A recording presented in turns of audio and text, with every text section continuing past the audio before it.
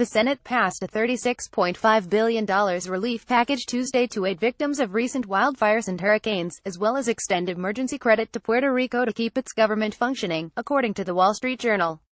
The package passed the House earlier this month. Why it matters: the bill would allocate $16 billion to the U.S. flood insurance program, $576.5 million to wildfire efforts, $18.7 billion to FEMA disaster relief, and $4.9 billion to Puerto Rico to avoid a government shutdown. What comes next? Trump has to sign the bill. Per Mark Warner, the committee's top Democrat, elements of the bill include the FBI would be required to receive an after-the-fact review from the national security-focused FISA court when they use the surveillance program in some cases. Warner said that if the court determined that some agent inappropriately used that information could not be used in any further proceeding. The program would be renewed for a total of 8 years. The FISA court would have to approve the revival of the program's so-called about searches that were previously halted and have been a target of criticism by privacy advocates. Congress could stop those queries from being brought back, per Warner.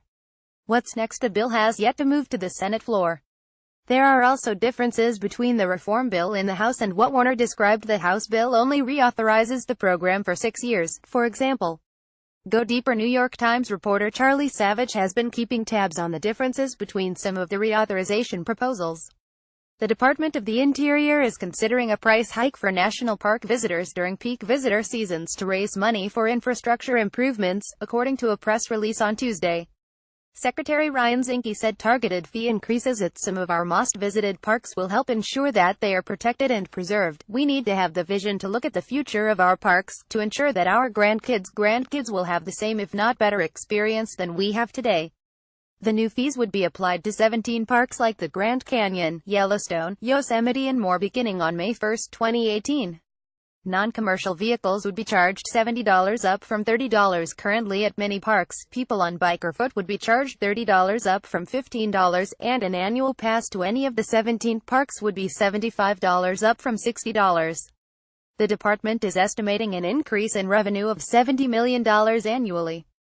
A new NPR poll finds that a majority, 55% of white Americans, believe they face discrimination in America today, but a much smaller share say they've experienced it while applying for a job, 19%, being considered for raises or promotions, 13%, or applying to college, 11%. It's worth noting that 84% of white people surveyed believe minorities in the U.S. face discrimination. Why it matters: this view echoes President Trump's campaign rhetoric that white Americans are under attack. And since taking office, Trump has offended every group except for straight, white, Christian men in America, Axios' Mike Allen reports.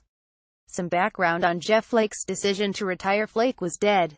Everybody knew it, including Republican leadership and the NRSC. The public polls showed he was going to lose badly to Kelly Ward, and I'm told the internal polling wasn't much better.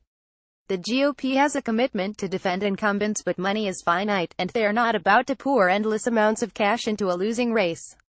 Some senior officials, including several people who considered themselves close to Flake, were blindsided by his anti-Trump book. Bottom line on the politics: he was a goner. And even if he pulled off an unexpected primary victory against Ward, how would he turn out Trump voters in the general election? It's also not clear how this will play out in urban areas when there's a lot of traffic or a driver shortage.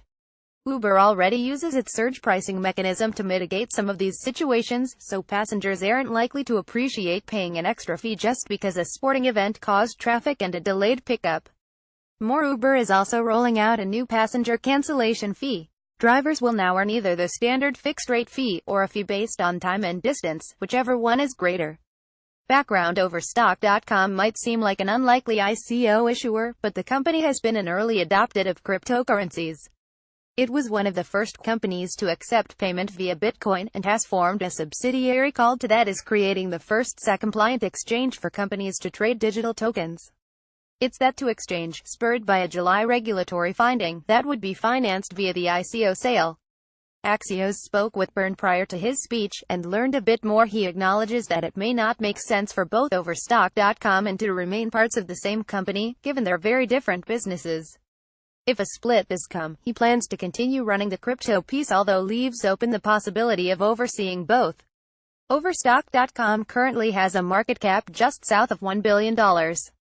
The Overstockcom ICO will utilize too, with Byrne comparing it to Jonas Salk injecting himself with the polio vaccine to prove safety. He believes in a future whereby companies find it more efficient to raise capital via ICOs than by selling stock, and thinks many existing companies could issue ICOs to buy back shares. Byrne says that at least half of the ICOs he's seen are specious, often just a one-page white paper hoping to attract unsophisticated investors. 4 times Flake did vote against Trump extending government funding to include Hurricane Harvey relief funds in September, imposing additional sanctions on North Korea, Iran, and Russia in July, imposing Russia sanctions in June. The 2017 FY Appropriations Bill. On Kelly's mischaracterization of Rep. Wilson's words, Kelly does not have anything to correct or apologize for. On Trump's Fed share pick, Trump will announce soon. On Trump's use of Twitter, he can speak directly to the American people without any filter, without any bias. On House investigation into Obama administration's sale of U.S. uranium to Russians, I think it's a step in the right direction.